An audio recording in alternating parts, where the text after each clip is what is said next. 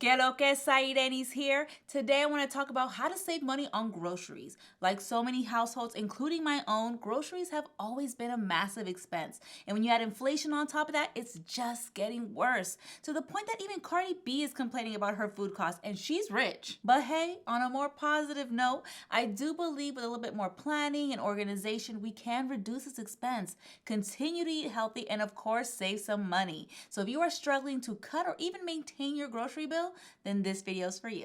Now, the first step might shock you on your journey of saving money on groceries. I highly recommend that you stop and first clean out your fridge to see what you're really working with. A lot of times people go to the grocery store as if they're starting from scratch every single time. But in reality, you probably still have some fresh produce or half-used ingredients that still need to be utilized. This is why I make it my top priority, because it keeps me on my toes to make sure I'm maximizing what I already have while reducing what I need to get on my next trip to the store. And a clean fridge, oh, that's just the icing on the cake. My second step is, if you really want to save money on groceries, you need a good grocery shopping routine. I don't know about you, but I am not trying to go to the grocery store and then figure out what sales are going on, what deals they have. I need to know this information beforehand so I can plan more strategically before I even step foot in that store. That's why my next step is to get you access to this information. So about 5 years ago, I discovered a free app called Flipp. That's Flipp. Flipp.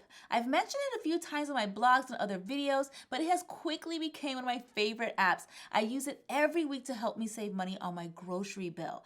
You can simply download the app or go on their website. Now, I personally use it to browse all of the weekly ads to my favorite stores. You can also create a shopping list and even clip digital coupons right from your phone. I highly recommend that you check it out. When you first log in, you'll put your zip code in, then get ready, because you are going to be shocked to see how many grocery stores you didn't even know existed in your neighborhood. But don't let that overwhelm you. What I like to do is focus on my favorite stores and what deals they have going on. A lot of times they have deals I would have never even considered, like double ad days, weekend specials, and Friday frenzies.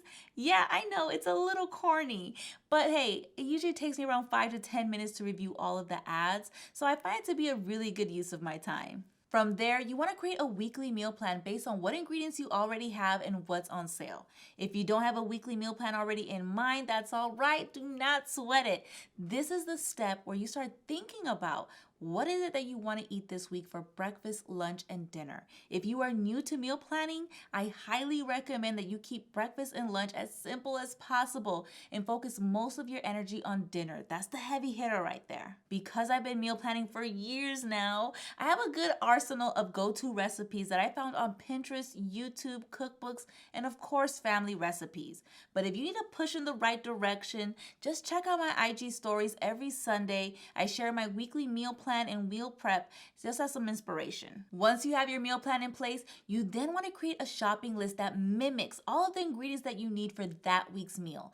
This way you know you have a game plan before you go grocery shopping of everything that you need and you don't forget a thing. Now, I personally create my shopping list on the Notes app on my phone, which I share with my amazing husband. But what a lot of people don't know is that you can also create a shopping list right on the Flipp app as well. Now that you've cleaned out your fridge, you browse the deals, you made a meal plan, and you have a grocery list, the next step is the hardest. You have to do it. You have to execute and track it. Mi gente, do not drop the ball here. You have to remind yourself, do not go shopping on an empty stomach. You have a list. Stick to it. If there's any digital coupons available, clip them. And please, if you can go shopping early, do it. Get it out of the way. Now, when it comes to tracking, I highly recommend right when you get home, pull out those receipts and log it into your budget so that you do not forget. This is a great way to track how much money you're actually spending on groceries and if you're seeing any improvement in your grocery bill. Also, at the end of the week, when it's time to clean out your fridge, this is a great time to track your food waste. So many people don't even realize that they overbuy and end up throwing away so much food because of this bad habit. This is something that's going to take you some time to overcome. This is why it's so important to continue tracking it and to make small adjustments until you find your rhythm, and you will.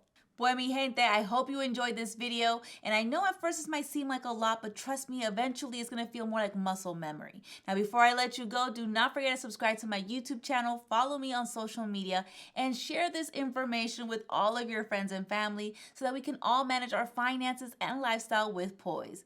Well, until next time, bye.